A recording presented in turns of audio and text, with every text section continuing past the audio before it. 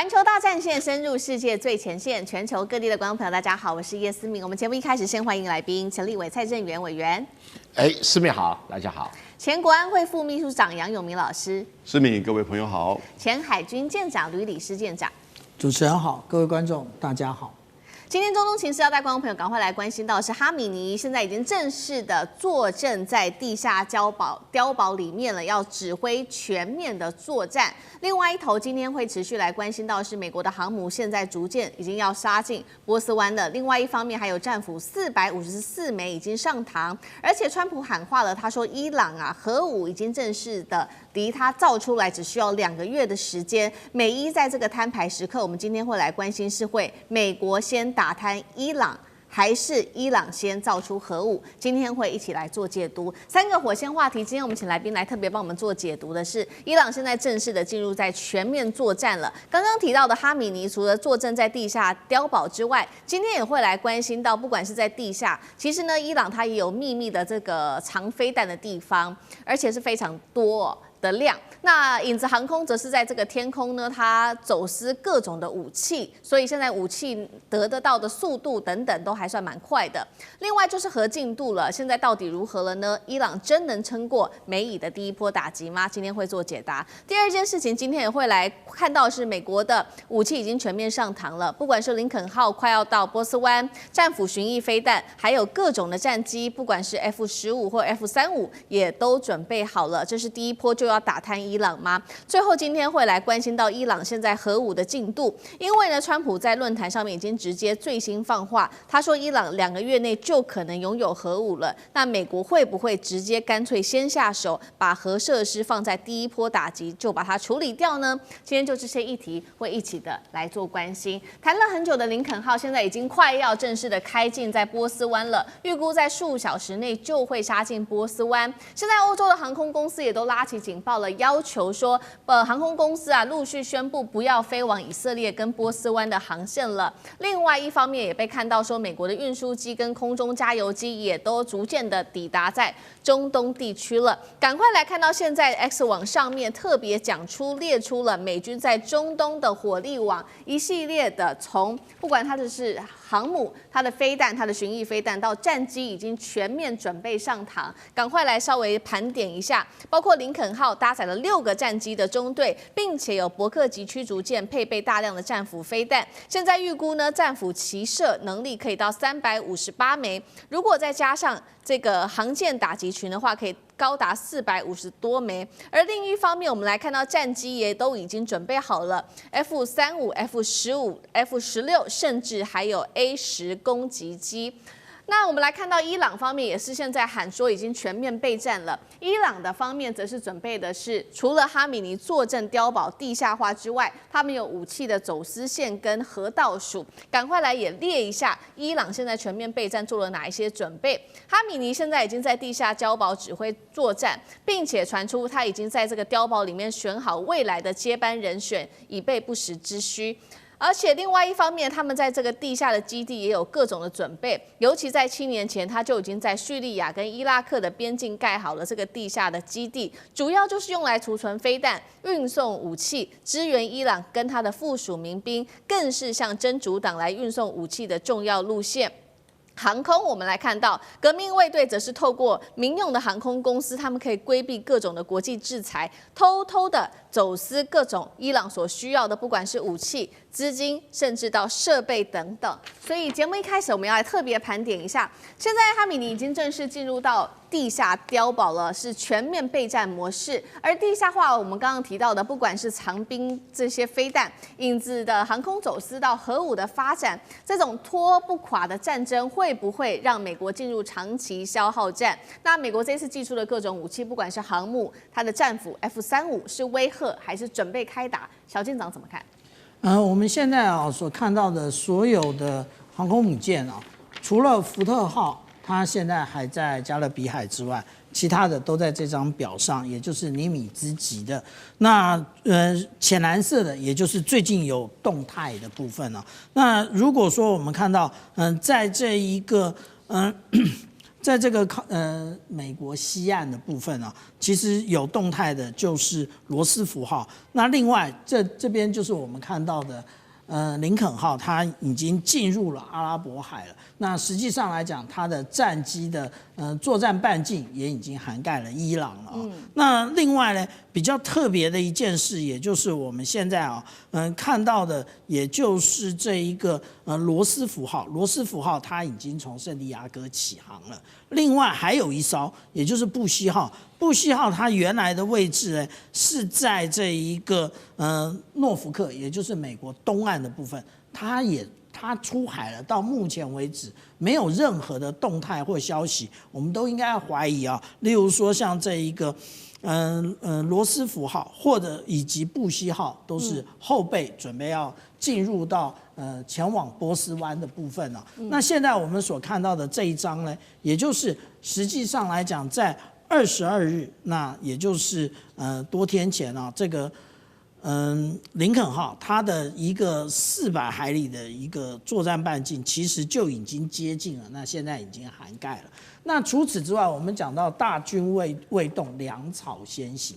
那我们现在看到的，也就是有关于 C-17这种空中霸主的这种运输机，它已经从欧洲不断的向这个无论是约旦或者是这一个以色列进驻运输各种的装备啊。那这种装备呢，到底是什么？我们目前不得而知。而且实际上来讲，其实还有一个重要的，我们应该要看到这一点，那也就是迪亚哥加西亚岛的部分。但是很可惜的，也就是最近15天，迪亚哥加西亚岛它都是这个被这个白墙啊，也就是白云密布，我们看不到任何的一个部分啊。那有关于刚刚我们讲到说那个可能的动作，其实都跟去年的6月175月之锤的状况有点像。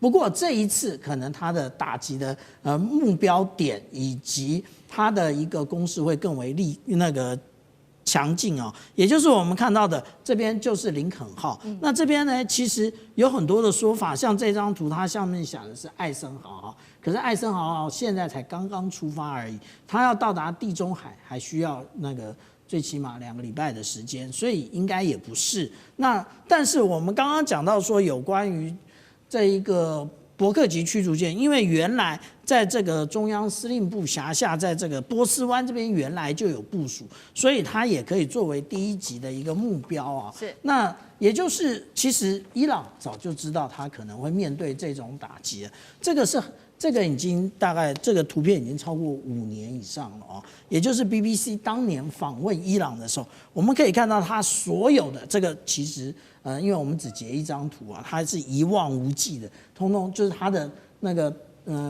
它的地下掩体里面全部通通都是这些弹道飞弹。那另外他们还进行过校阅的这个动作啊，所以我们说其实美国跟以色列面对这个伊朗可能的反击，就像当年5月之锤之后所遇到的，我们看到这个一个一个后面拖的白色尾巴的，全部通通都是弹道飞弹。那这些弹道飞弹为什么后来对于以色列造成重大的打击？因为以色列没有办法，大家不要认为这个是由铁穹，其实它有更厉害的，也就是大卫投石以及剑士2式、剑士3式，但是那个造价都非常昂贵，因为剑士3式它可以飞到的高度已经高达了2000公里，剑士1式是1000，剑士2式是1000公里啊。那也就是说，这么多弹药的一个耗损，无论是2式或剑士2式或剑士3式，还有美国部署的萨德，其实这一些累积起来都是天价，而且它的数量不足。至于说他们现在要攻击的这个，可能是就是有关于地下核设施的部分。那我们现在所看到的，这是上一次被攻击的纳塔斯的部分了。可是现在他们挖了一个更深的，也就是之前的碉堡克星的范围的攻击的有效范围更深的，那也就是这一块啊。那个也就是美国为什么这么急于动手，拿着一些就是伊朗内部的问题，然后就来做事。其实真正的目的是因为他们要遏制伊朗的这个核弹的一个研发。是，确实哦，川普已经说他预估2个月内伊朗就可以造出核弹。针对刚刚的同样的问题，委员要怎么看？美国大军调动有威吓的成分，也有实际要进行攻击的计划，但是这里面真正的关键是到底美国的情报灵不灵？如果美国情报很灵，它会很迅速的进行攻击，那也可以很迅速的撤退。那如果美国的情报不灵，那可能要拖一段时间。情报灵不灵是什么意思？就是说这些教士集团的领导人大概有30个人名单是在美国的铲除的名单上面。比如说哈米尼躲到哪里，你能不能知道？尽管他地下碉堡，美国有钻地炸弹有各种方式可以来进行攻击。如果没有办法把这30个教士集团的头目给铲除，那伊朗的这个问题还是会一直存在。伊朗的问题就是教士集团贪污腐败跟动不动就是要恫吓其他国家的问题那第二个就是革命卫队的头目也有50几个人那为什么说这50几个革命卫队的头目加上30几个教士集团头目一铲除以后，伊朗就会风平浪静，回归正常？因为这些人都是阿塞拜疆人，这是伊朗很独特的历史原因，就是满清皇帝少数统治多数，伊朗人没有一个人当中国大陆官，通通是满清皇族，你就知道这个很特殊。所以只要这一些人铲除的话，他的整个国家的权力就会回归到民选的总统、民选的国会跟民选的政府身上。他不是没有，而是什么？他根本就是摆个样子的。而真正的什么，这个总统不是位阶最高，也不是权力最大，反而教士集团不用选举的，位阶最高，权力最大。那教士集团是靠他们组织的革命卫队来保护，来进行恐怖统治。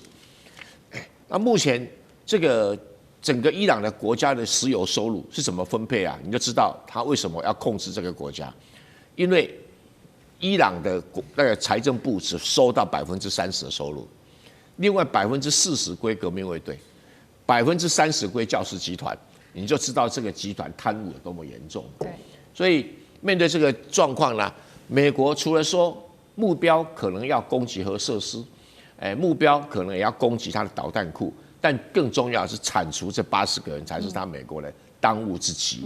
而且这80个人在伊朗的社会里面也失去了他的威望了，所以现在铲除是个好时机。可是问题是你情报到底灵不灵像以色列在铲除真主党的时候，那情报准到了不可思议的地步。那你现在能不能对伊朗有这么准确的打击力？如果有的话，美国就会很快的动手而且这个动手，中国、俄罗斯又不能说什么因为中国、俄罗斯自己也知道，这个伊朗这个教士集团已经到了满清末年了。是第一个你是少数民族，第二个你是外来人，第三个你透过回教去控制这个国家，反而大多数的伊朗人是被统治的只能选出一个没有权力的总统所以这样的一个特殊的环境是给这个美国很好的机会，只剩下看情报灵不灵而已。好，所以美国的目标很清楚了，包括了伊朗的重要的80位领袖，还有导弹库跟核设施。尤其现在川普说了嘛，在2个月之内，伊朗就可以拥有核设施。所以美国会不会趁这一波的打击，首要目标就直接瞄准在伊朗的核武呢？还是有可能这个只是要打战的一个说法？杨老师怎么看？我们先看去年6月。应该是22号，就是美国对于伊朗的几个核设施，主要在3个地方，一个叫纳坦兹，这是最主要的核设施场；另外一个叫福尔多，也是一个核设施跟研究中心；还有呢，一个叫布什尔的核电站，进行用 B2 轰炸机，用 GBU-57的巨型炸弹，就是穿下去。我们到时候那个时候都看到，就是有很多那种洞穿进去。那当然，第一时间川普宣布是一个大的胜利。虽然后来我们听到美国军方有一些说法，说好像没有真的铲除掉伊朗的核设施，可是看到了9月份的时候呢，《纽约时报》综合了一些各方面的这个评估，那觉得这一次的轰炸对伊朗是造成很严重的这个核武发展的重创，大概过去这15年来第一次使得伊朗失去了制造核武的途径。那途径指的可能就是来源、设施、浓缩铀等等之类。那到底现在它还有没有核设施？我个人觉得应该某种程度还是有，人员也有一定的存在。那有没有意愿或者是这个时机点再去重启？其实应该被轰炸之后第一时间他就思考到重启。这一阵子的内部的动荡会不会使得革命卫队最高领袖想要再重启？我觉得只有加速，因为他们知道对他最大的威胁可能不是来自于内部，而是来自于美国和以色列。因此，美国当然也看到这些讯息了，以色列当然也看到了这些迹象。你人员的调动啊、物资的移送啊等等之类，都很清楚可以掌握到的。所以，川普大概才会说2个月。但到底到什么程度，这作为一个很大的问号。因为有的时候这个程度跟细节决定很多东西。可是，其实对川普而言那我觉得一旦有这种疑虑对一个像有核武准备的这种你的对手，你只能够用最宽松的角度来去做评估。你不要问太多的细节，因为一旦他真的有核武或者他做起来之后，那整个局势就改变。因此，现在他如果可能会打的话，我觉得大概3个原因。第一个就是针对核设施，要阻止你现在继续去发展，那这当然消灭这种未来的隐患。那第二个当然一种警告，但这个警告其实跟打击的第2种可能也是，他除了核设施，他会不会去打斩首？对，或者是军事设施，那这些作为跟打核设施一样，其实也在推动政权的改变，也就伊朗内部政权的改变。他不用地面部队，他用打核设施的名义，他用斩首的方式，然后推动伊朗内部的这种动荡，然后呢政权的改变。当然还有一个就是他要保护美军的基地跟以色列，这个也就是说在针对核设施上面他的这个评估。不过我们现在可以回过来看当初去年6月22号。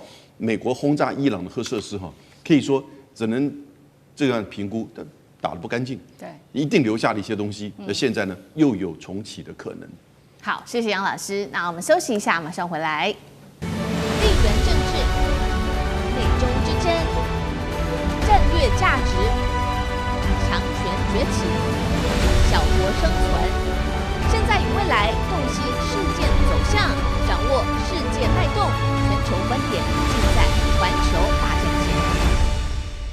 接下来我们要来关心到是川普狂轰自己北约的盟友们，并且呢形容说中俄不过就是吓小孩的妖怪而已，来羞辱欧洲国家。北约现在面临是存亡危机、生死考验吗？今天会一起的来做关注。3个火线话题，今天请来宾来帮我们做解答。是现在呢，川普确实把矛头完全的指向自己在北约的盟友，而且说呢，中俄有什么好怕的，就是吓小孩的妖怪而已。到底是在视盟友羞辱欧洲，还是真的他想要决心撕裂北约呢？另外呢，川普也来考验北约国家了。特别援引呢是北约的第5条，保护美国南部的边境。那么欧洲国家会怎么做呢？真的会派兵保护美国吗？还是躲得远远的呢？这个是第2个问题。最后今天也会来关心到的是，在川普他想要撕裂北约之际，我们来看到美国的官员、军方这时候则是召集了北约国家，不管是34个国家一起做开会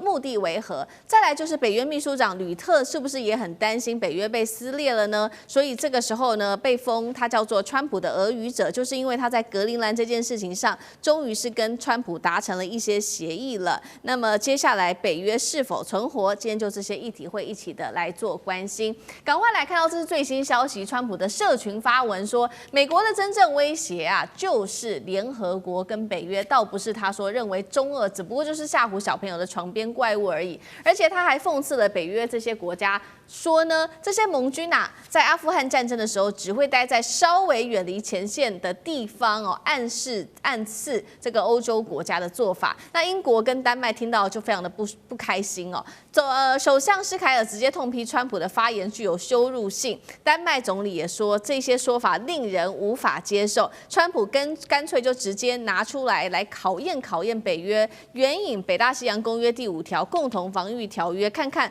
北约成员国会不会保护美国的南部边境呢？所以节目一开始要特别请教委员来怎么看川普称中俄只不过是吓唬小孩，北约盟友才是真威胁？为什么他这么说？川普真的很想弄垮北约吗？委员怎么看？川普吵架就是口不择言，什么话都荒唐的话都说得出来啊。第一个，如果你讲说中国跟俄罗斯不会威胁美国的本土，这个是可以成立的。那美国要威胁俄罗斯跟中国的本土也不会啊。那所以双方面在这边也真的没什么好讨论的。可是美国的海外基地可能会被威胁啊。比如说，如果台湾发生战争，日本要介入，那很抱歉了，驻日美军基地就会出事嘛。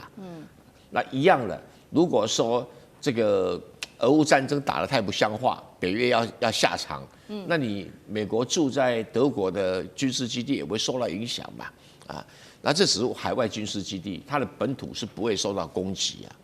那你说美国要求其他的北约国家来帮忙保卫这个墨西哥跟美国的边界，这个叫做胡扯，这个根本是闹事情。你美国没有本事吗？你美国没有绝对有这个本事的吧？那你找那些欧洲国家的北约部队来，对吧？故意在抄人家兵了，故意给人家添麻烦了。来，你派军队来呀，我划一个州让你守啊，给他添麻烦的了啊。那以后他们就不可以指责他什么样去处理非法移民啊等等。那美国的参谋总长找这34个国家的军事首长来开会啊，我个人判断那是台面上什么强化区域协调，什么打击毒品、这个走私以及跨国犯罪集团。跨国犯罪组织是 FBI 在做的，不是你在做的啊。那这里面代表什么含义？他把他们找来安抚。主要是安抚工作了。这个我们老大最近脾气不好啊，你们大家多担待一点。基本上是在做这个工作。你看时间上这么急，对哈。那吕特呢，应该不是川普的俄语者，而是川普的传声筒。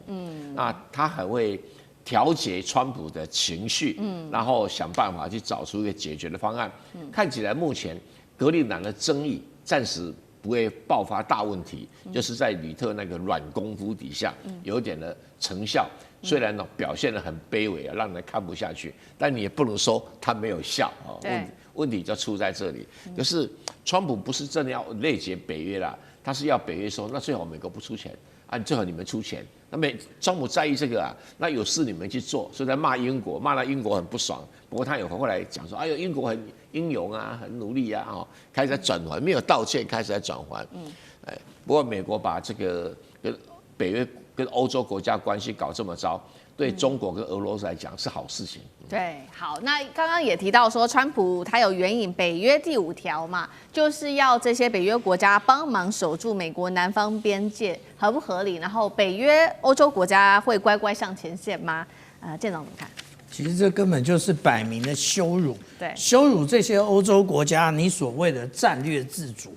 为什么？因为之前格陵兰的时候，这些欧洲国家就北约了，就说他们要派兵前往，但是派的到底是什么兵呢？我们这样讲，英国派了1个，那荷兰派了1个，芬兰派2个，那挪威派了2个，瑞典派3个，那德国感觉上好像派的蛮多，派了13个，可是到了马上撤回。那还有法国的15个。我们这样讲啊，连一个牌都凑不齐啊。那现在呢，他就说他就是用这种方法呢来取笑北约，就是说你根本就没有这个实力。格陵兰这么大的一个全世界最大的岛屿，你搞半天你只派了这么一点人，那你是演一演而已嘛。那有关于北约第5条的部分啊，其实他讲得非常清楚啊。那对那个如果对于欧洲或北美的一个国攻击视为对缔约国全体之攻击，他讲的，他现在是在为这个未来他可能跟墨西哥的这个关系先埋下伏笔吗？那大家不要认为不可能哦，因为为什么？因为之前就有人提到过说，他是不是有可能做一种假旗行动，好像自己被攻击了，格陵兰也可能是这样哦，因为格陵兰事实上有图勒空军基地，现在已经改名叫做皮图菲克太空基地。我假装我被攻击一下，然后呢，我就开始要求北约那个支援美国。那另外，其实大家注意到第5条的时候，其实更重要的在第6条啊。为什么？因为第6条它里面讲到说，它对于这个反击呢，它有限制区域的，也就是在地中海上空或者是北回归线以北的北大西洋地区，它不是全世界通通都去的。所以我们从这里也可以看出啊，第一个，也就是北约当初它在建立这套机制的时候，它并没有想到北约自己会出现这一种川普总统啊，那直接冲北约的康。那第二个呢，也就是他完全没有想到说，现在的这一个状况的时候，北约可不可以把成员国踢出去？例如说把美国踢出去，当初也没有这种机制，所以现在真正困扰的是北约这些盟国如何处理美国问题。好，另外一方面是北约的盟国他们在想如何处理美国问题，那一方面其实呢，川普他对于北约重磅发言也引发了他的这些部下们下面有非常多的紧张，不管是美国的军方哦，还是其他的官员，所以他们特别召集了34个国家一起呢展开这场会议。那聚集的地点就是在华府，一共34个国家当中包括了英法、丹麦等等的国家。那讨论的议题如 CG 讲非常的广啊，不管是打击、走私等等，但是现在被解读说，重点是这些国家握有西半球的领土，会是川普第2期想要大幅提升、特别讨论的地方。我们来看到这一场会议，为什么军方特别要召开，然后选这34个国家，是因为他们仍然心系北约吗？再来，吕特会不会是一个关键，维系住不管是川普对于北约的想法，不至于瓦解？杨老师怎么看？西方国家跟美国之间呢，在军事合作的这个层面，真的远超乎我们所理解。现在川普的各种这种放话式的批判，那甚至可能进行到贸易、科技上的这种制裁，对加拿大、对欧洲，甚至威胁要去买格陵兰，他们都了解哈，这是川普眼前的放话作为，最多再忍受3年。虽然我觉得这3年其实很长哈，但是不要忘记哦，西方尤其是欧洲国家跟美国那个安全跟军事的关系，依附着美国的军事的保护。从1次大战、2次大战、冷战到俄乌战争，以及俄乌战争结束之后俄罗斯的安全上的威胁，欧洲不可能脱离美国。现在在欧洲，从波兰、德国、意大利到比利时都有美国驻军，美国的武器。10万人以上，虽然英法有核武啊，但是呢，不足以对抗俄罗斯。在这个多极的环境当中，安全还是最核心的价值。所以我就觉得，其实在美国以及在西方，现在很清楚，川普代表的是他的 MAGA 的理念，以及他个人或他周边的这些目前的美国的政策。虽然他某种程度反映出来美国实力的衰退。以及想要去巩固地盘，然后呢，对于以前的这些盟邦觉得你老是占我便宜的不满，中间想要趁机多赚一点钱或者拿一点领土。可是呢，另外一个层级叫军工复合体，他们很清楚的知道，美国跨大西洋之间的这个整合不可以这个就是受到影响，因为这里不只是军工产业，不只是游说的利益啊，各种的这种。利益，然后呢，最重要的是什么？就整个跨大西洋的安全的稳定，自己本身的安全稳定，以及掌控全世界的一个核心。这个军工复合体，从军火产业到政治人物，到学者、游说客，那甚至呢，尤其是这些军事人员，他们当然很清楚。你现在看看他在第1岛链。虽然他的战略报告发布的是说，好像在太平洋之间中美可以合作，可是事实上他要求第1岛链要自己负担起嚇阻的效益，而他也不断的加大对第1岛链的军购、军事以及就是战略上的连结。那最近台湾不是媒体刚登吗？在我们的国防部里面成立一个叫做这个联合火力协调中心，那什么东西？就是台美共同在台湾的内部来去做协调，美国提供资讯，以及顺便监督美国卖给台湾的这些武器如何使用，不会被先制攻击。但是呢，真的遭受攻击的时候，如何联合协调，以增加贺阻力？这种军工复合体哦，还是持续的在做，加强的在做，悄悄的在做。表面上是怎么说？区域协调，共同打击毒品走私跟跨国犯罪，那需要搞34个国家的这种大将军来吗？当然，这是表面上讲的话，不能让川普太不高兴。可是实际上，这些军工复合体各国的，尤其是西方的，更加密切，不要受到这位这个疯狂老板这个时候的言语的影响，我们之间的密切的安全利益，然后呢，军工的利益是牢不可破的。好，谢谢杨老师。那我们休息一下，马上回来。地缘政治、美中之争、战略价值、强权崛起、小国生存，现在与未来洞悉事件走向，掌握世界脉动，全球观点尽在环球大战线。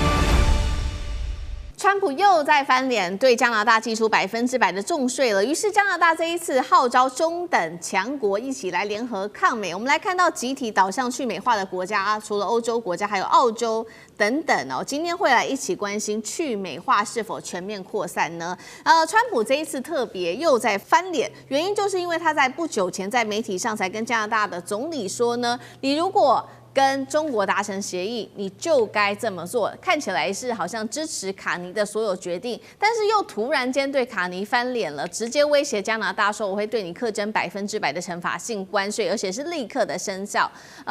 公开把加国总理卡尼羞辱成卡尼州长哦，他这个还做了这样子的一个事情。纽约时报做了一个分析，说川普为什么会突然间180度翻脸，就是因为卡尼戳中了川普的这个痛点哦。卡尼在达沃斯论坛上面宣告说，美国所主导的战后秩序已经正式破裂了，中等强国必须要一起团结抗美。好。但是真的吗？卡尼有办法抗美吗？就是因为加拿大的经济其实呢还是被美国牢牢的给掌握住。现在在加拿大出口占比75%以上，其实都是卖给美国的，只有10%左右是出口到中国跟印太地区的其他国家，而进口商品有一半可以说都是来自于美国的。在这样的情况之下，卡尼仍然是坚持持续的加强跟中国大陆的合作。所以呢，我们看到他最近呢跟中国大陆签署了战略伙伴关系，跟中国有更多能源的合作，也公开的号召中等强国一起结盟，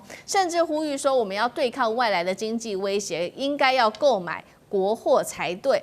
而且我们要看到是川普的这个关税战打下去，到底对谁比较伤呢？目前做了一个统计，是96%的关税成本是消费者美国人自己买单，进口商自己吞下去，只有4%是由外国出口商来做吸收的。所以节目一开始要特别来看到，为什么川普突然间针对卡尼态度180度大转弯？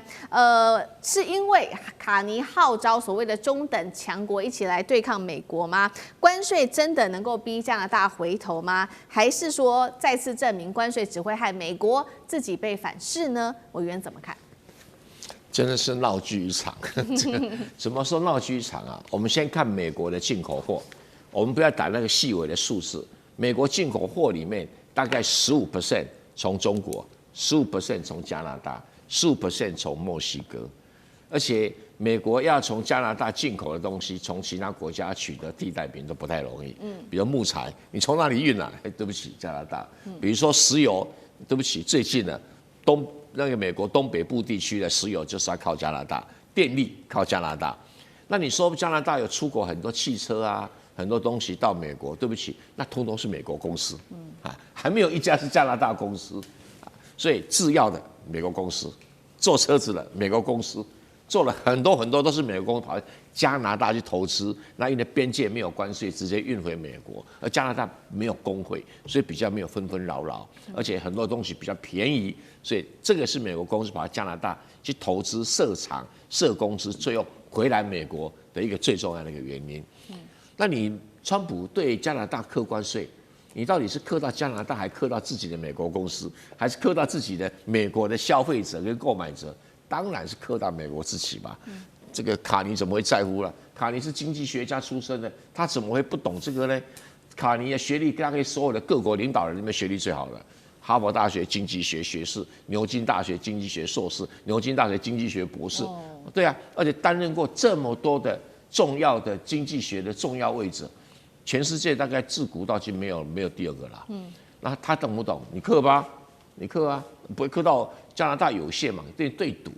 那所以川普这个这样蒙个头胡搞。那再来第二个，卡尼走向中国是绝对正确的选择，因为他现在进口货里面中国只占9%，但是他出口去到中国只占中国的1.8%，1.8%要加倍，容不容易？很容易啊。所以卡尼现在想一想说，那好了，我的石油产地在爱达省，隔壁是这所谓英属哥伦比亚省，我就拉个油管就到那个太平洋岸边了嘛，就直接由中国来载走，天然气也可以，然后这个石油也可以，所以而且中国要答应跟他买，所以这样子它的石油产业就不要完全靠美国啦。可以卖给中国，那第一个解套，第二个农产品，哎呀，在中国那个市场，你多少给他维纳都被吸光了，所以他很快可以从目前的占中国进口1.8%，要升到9%，有什么难的？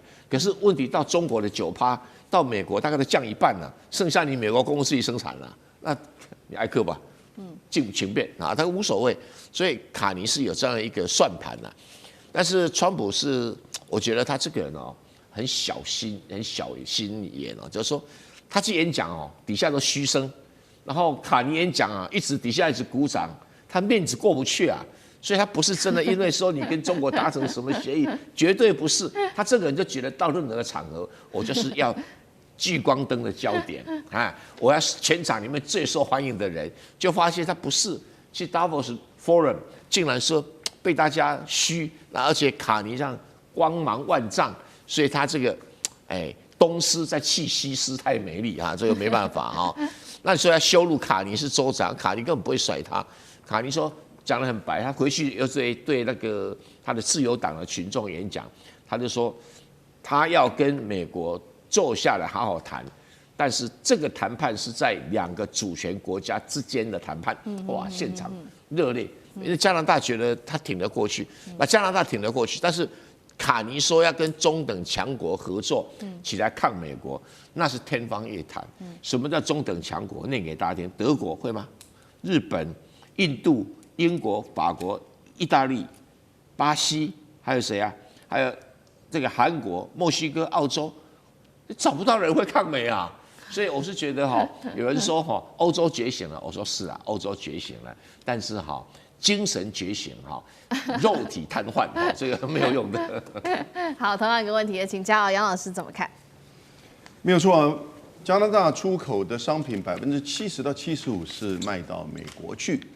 加拿大对美国的投资其实一直以来都是美国的境外投资的 No.1， 然后呢卖到中国大陆大概是7%到10%吧可是呢，正如刚才蔡委员很正确的点出来加拿大卖什么东西到美国？卖石油、天然气、木材、汽车零件，还有矿产、黄金、白银、铜矿。那有一些是加拿大的公司，有一些是加拿大、美国的这个合资，有一些根本就是美国的企业。那因此，我们在美国的时候，你都不感觉说，加拿大的存在，因为加拿大真的是美国最近的小弟。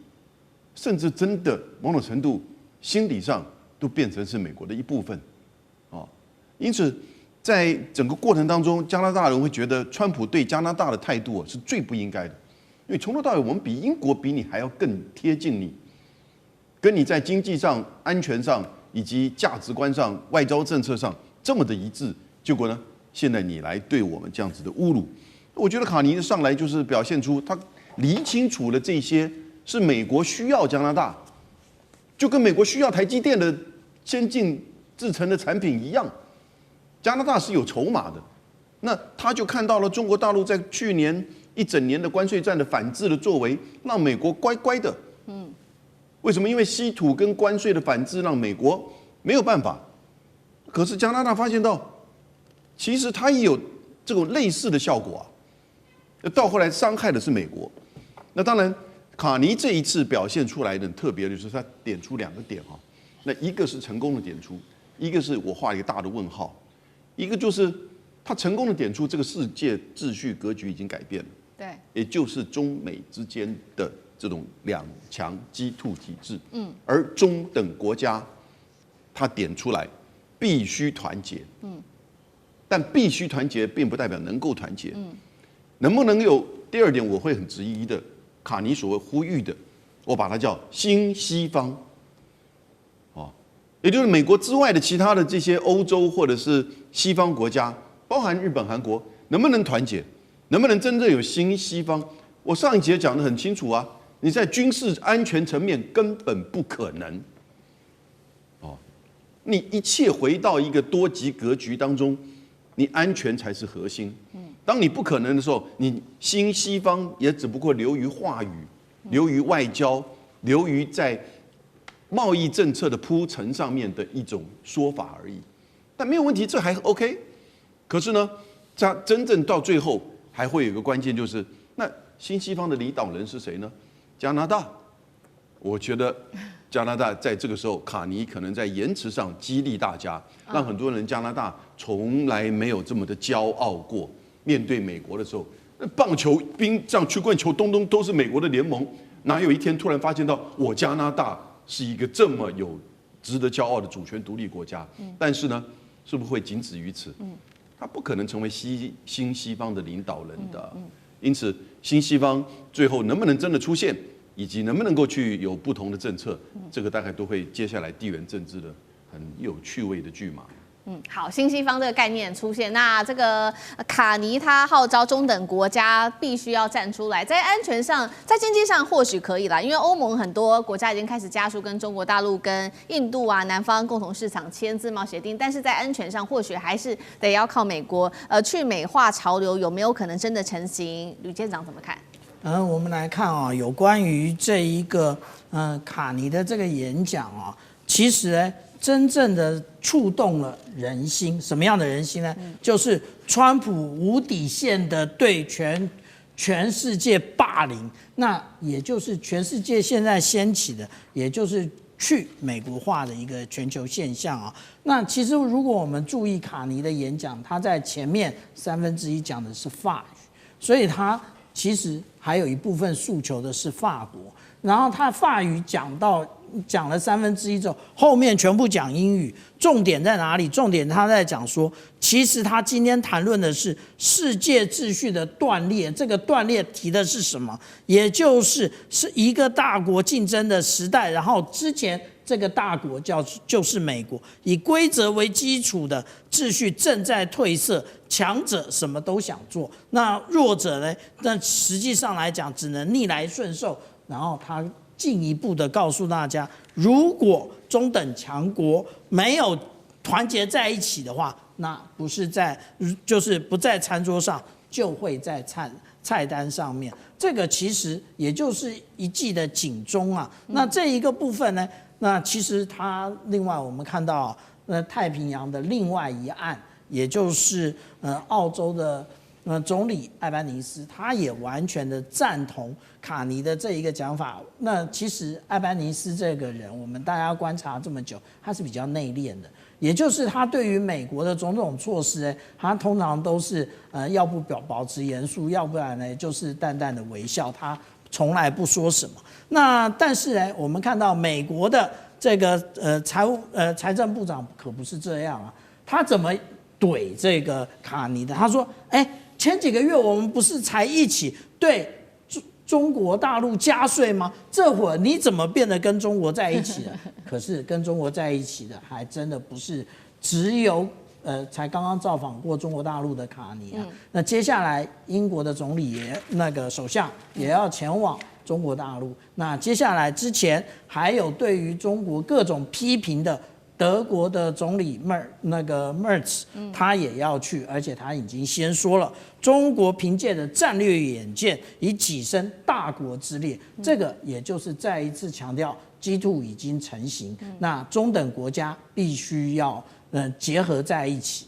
好，谢谢吕舰长。那我们休息一下，马上回来。地缘政治、美中之争、战略价值、强权崛起、小国生存，现在与未来洞悉事件走向，掌握世界脉动，全球观点尽在环球大战线。好，我们来关心的是解放军的第2号人物张又侠落马哦。这个传出有一些不一样的原因，不管是在做核武上面的泄密，还是黑金贪腐，现在双爆雷哦。习近平彻底掌握军权了吗？那台海局势接下来如何看？今天我们会一起的来做关心，这个是中国大陆的国防部在1月24号这一天正式的宣布了，中央军委副主席张又侠以及包括了中央军委联合参谋部的参谋长，他们提到了刘振立2位哦，因为呢这边说涉嫌严重的违纪违法，遭到立案审查做调查。那么解放军也在1月26号在头版这边特别发文说，人民军队不容反败，不容贪腐等等。那《华尔街日报》也做了报道说，张又侠真正落马的原因，《华尔街日报》解密是因为他说呢，向美国泄露了有关于中国大陆核武计划的资讯，这是第一个原因。第二个原因，现在据传是因为内部调查指出，张又侠有帮助提拔中国大陆前国防部长李尚福，借此来换取巨额的贿赂。现在指出有2个重要的原因，委员怎么看？这背后到底有什么样子的地下交易或秘密吗？这里面到目前为止都很难精准的去判定到底发生什么事啊。中共中央军委会如果以这样来看的话，目前只剩下主席习近平跟副主席张生民啊，剩下2个人。而这副主席张生民是火箭军的上将，那其他的大概都因为各种事件而下台。而这一次指控张又侠的用词，我仔细看是有点的特殊。第一个特殊的地方是说，他指控他破坏党组军委会主席负责制，也就是这里挑战到的习近平的权威啊，很明显用这个字眼就表示他公开或者在军队里面跟习近平唱反调，啊，所以这是一条罪状。第2条罪状就是说他贪腐，但是国外的媒体是说他涉及收钱帮李尚福升为国防部长，那大陆的媒体倒是没有提到李尚福的事，会不会从李尚福的案子里面延伸过来不清楚啊，都是这些贪腐。那第3个罪状呢，就是没有遵守党的纪律。跟党的纪律是什么东西呢？那《华尔街日报》说，他有把核武器的计划泄露给美国人，那这个都是《华尔街日报》额外的新闻，在大陆上倒是没有这方面的新闻，所以这个里面不管哪一条在任何一个国家里面都是比较重大的事情比如你挑战最高统帅，然后你这个升官收钱，然后你泄露机密但是这么高位阶的人怎么会有这种事？他也70几岁了，70几岁的人通常不会有什么政治野心啊。到底发生什么事？真的是令人匪夷所思。那所谓参谋长这个刘振立他官位当然小一阶，但是也是解放军军方非常高阶的一个领导的将领。那整个军委会里面都有不适当的人选跻身其间，这个大陆的体制自我检讨、自我修正，这是必要的。好，那我们也看说，接下来张又侠遭到清洗嘛，对于接下来解放军的整个体系会造成多大的冲击？等一下请吕舰长来带我们看，也是说是不是间接反映习近平已经在大权在握，能够掌握军方了呢？我们先来看一下这个张又侠他的背景，因为特别的不凡他是中共中央政治局的委员，也是中央军委会副主席，跟习近平同为太子党的成员，而且父亲叫做张宗逊，在国共战争的时候和习近平的父亲习仲勋同在西北野战军并肩作战。张幼霞的位阶来讲也非常的高，仅次于习近平，被视为解放军的第2号人物。那美国政治风险咨询公司这边做了一个分析，说这一次的落马行动也代表说，在解放军历史上是前所未见的，是对最高指挥系统的彻底清洗。接下来对解放军的整体军系会有什么样的影响？吕舰长怎么看？其实我个人的研判不会有任何的影响。为什么？因为这一次落马的就是只有这2位哦。那当然，加上之前的，现在这一个有关于中央军委只剩下2员。那我想请教一下，如果有问题的话，那之前是怎么运作的？那以军方来讲哦，那解放军其实它这个是一般大家比较少了解的。但是如果以国军所对外公开的，我们有5级代理制度。5级代理制度，例如说舰长现在阵亡了，谁来替补副舰长？那副舰长阵亡了，谁来替补？那有可按照各个单位不一样，属性不一样，就会有不一样的一个替补，可能是辅导长啊，或者是有可能是战系长，或者是作战长。那中央军委何尝不是如此？现在能够正常运作，也因为如此。那我们来看一下，大家认为有问题。那我想请问一下，也就是这个东部战区的司令杨志斌，他仅上台了1周，我们就看到了这一个正义使命2025一样，这个军演也顺利完成，而且甚至他操演的距离更接近台湾，更进一步的抹除台湾的治权的部分。所以这就表达解放军对于这种各种的应对啊，他已经做好准备了。其实如果按照刚刚无论是主持人或者是郑源老师对于张幼霞的这个描述，他忘了一件事情啊，也就是听党指挥的部分。解放军在建立的时候，也就是建立了一个无法捍卫的一个准则，叫做党指挥枪。那其实党真正的总书记也就是习近平主席。那既然你挑战了习近平主席，那也就是你挑战了党，那当然你要继续的下去，继续的要能够任职下去也是个困难。所以解放军报今天在讲的就是永远吹响冲锋号，也就是他们不让这一些腐败继续的存在。但是这个腐败到底是什么？这个华尔街日报或者是其他报纸不要再吹牛了，连 CIA 都搞不清楚。之前不是特别有讲过吗？ CIA 最近10年其实要渗入中国大陆是非常困难的，因为中国大陆不断的在打除这一些CIA 的探员，而且甚至还有这个有关于法律的约制啊，都在这里面。所以我们这样讲，他方式的贪腐啊，这个是南华早报曾经对于这个从李尚福那到现在张幼霞他的一个描述。那这一个描述真正的指出来的，也就是他们在共事的过程当中是曾经做过了什么，或者是他们曾经认识了哪些人。所以其实我们讲，当一个军人啊，饭不要乱吃，礼不要乱收，然后小孩不要送到西方去，因为这一些可能都是未来被拔除真正的原因。那至于说我们来看这个对台湾是不是会有进一步的影响，其实没有影响。我刚刚已经举了这个东部战区对台湾进行的这一个正义使命2025都能够顺利的推动。那至于说会不会更激进，也不会。为什么？因为其实他们都有代理人，不是空缺，然后由习近平主席主掌大权，这一个是完全做错误的判断。好，那针对对台湾会不会有影响？其实台湾的国防部长顾立雄也有被接受采访，他做了一个回应，他认为说主要还是要从军事还有非军事的面向去做综合的判断，没有办法就这个高层的异动就来做判断。杨老师又怎么看？我比较谨慎一点了。我觉得台海的情势会受到影响。但是怎么样的影响要再去做评估。我个人认为张幼霞跟习近平之间一定在指挥系统上，或在某一个事情决策上出了严重的落差，然后呢不一致，甚至可能张又侠跳过习近平做了一些决定或者是作为。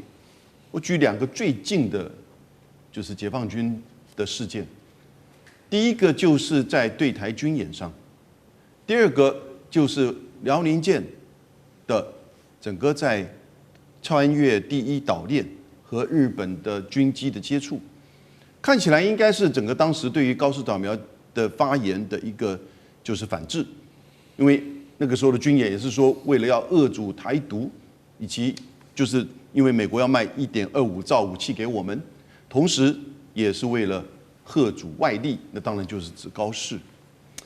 但是这个看起来很顺畅哈，可是如果内部他们的决策，张又侠在这个看起来好像是没什么问题的决策上，如果觉得理所当然就跳过了跟习近平之间的这种商量，或者是最后请求习近平做怎么样拍板的决定的时候，这个不是在上位者能够忍受的哦。我举最简单的例子，高市早苗要发布解散国会，他其实没有事先跟麻生太郎先去咨询，寻求他同意，一直在新闻出来的前几天才告知，在一个参会上，麻生太郎自己说，我也是被告知。如果这个事情是发生在就是解放军对台军武、军演或类似的行动上，基本上军委会主席怎么能接受这个事情？对。那就出现到了，这个整个指挥体系就变了。他觉得理所当然的事情，结果还跳过我。那这个东西跳过我，还联合的是参谋长，因为你要看到参谋长是决定真正的军事行动下令者。